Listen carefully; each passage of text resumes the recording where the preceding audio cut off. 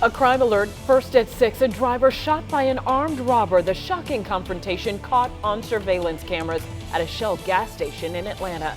Police are still searching for that shooter who put that driver in the hospital. And tonight, the victim is telling CBS 46 about that terrifying experience. CBS 46's Megan Packer is live at the gas station where it happened. And Megan, this happened very quickly.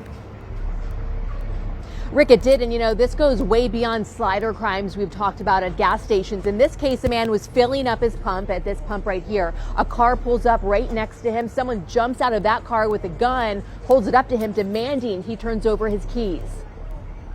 It's Saturday night around 8:20. Kevin Cooper, who's here from Florida for a convention, is filling up his gas tank at the Shell on Donald Lee Hollowell Parkway at Joseph E. Lowry Boulevard in Northwest Atlanta, with no idea who was pulling up next to him. You know, I'm not so silly as to pull up into a dark area and try to get gas in an unfamiliar area, but there were people there and it was a well-lit station.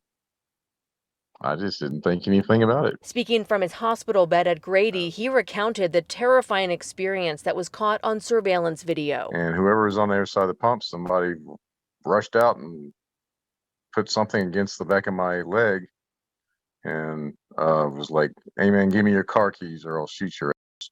Cooper said no, and they went back and forth. And I told him that I couldn't give him my car keys. I offered him a ride if he needed to go someplace, but I couldn't give him my car. And he stepped back 2 feet and put the muzzle of the gun into back of my right knee and pulled the trigger. Boom, boom. And then all you hear is, ah, help. Renaya Roberts was working inside and ran out to try to help Cooper. And I was trying to figure out what exactly to do. And I was like, you know what?